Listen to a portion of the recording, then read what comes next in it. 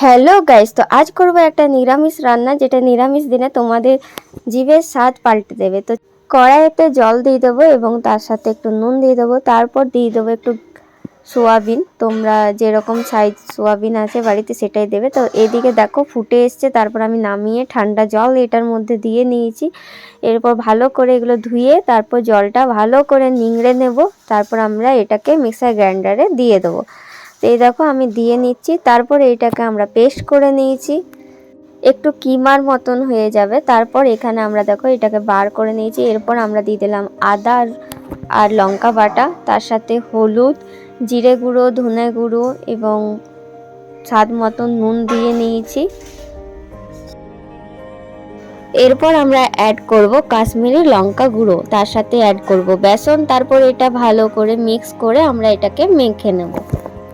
তো তারপর আমরা মুইঠাগুলো বানিয়ে নেব, এই দেখো এইরকমভাবে। তারপর আমরা কড়াইতে তেল গরম হতে দেব, তারপর এখানে আমরা মুইঠাগুলো আস্তে আস্তে ভেজে নেব। প্রথমে একটা দেবে, দেখে নেবে ভাঙছে কিনা, তারপর তোমরা বাকিগুলো দিয়ে এইভাবে ভেজে নেবে।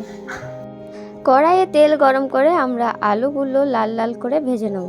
তারপর আবার তেল গরম হতে দেবো, তারপর এটাতে জিরে, ফোড়ন, তেজপাতা আর গোটা গরম মশলার মধ্যে দারচিনি এবং আমরা এলাচ দিয়ে নিয়েছি। এরপর আদা এবং লঙ্কা বাটাটাও আমরা এটার মধ্যে দিয়ে নেব। তারপর এটা ভালো করে ভাজা হয়ে এলে টমেটো পেস্ট দিয়ে নেব।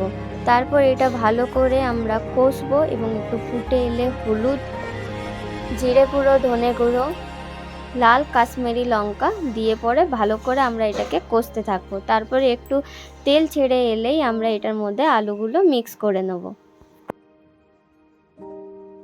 ভালো করে মিক্স করে নেব, তারপর পরিমাণ মতো জল দিয়ে নেব এটাতে। তারপর একটু ফুটে এলে আমরা যে মুইঠাগুলো বানিয়ে রেখেছিলাম সেই মুইঠাগুলো এটার মধ্যে দিয়ে দেব। তো মুইঠাটা রেডি হয়ে গেছে। নামাবার আগে আমরা কেশরি মেথি দিয়ে নিয়েছি। তোমরাও বাড়িতে একবার এটা ট্রাই করে দেখো এবং কেমন হয়েছে কমেন্ট করে জানাতে ভুলো না।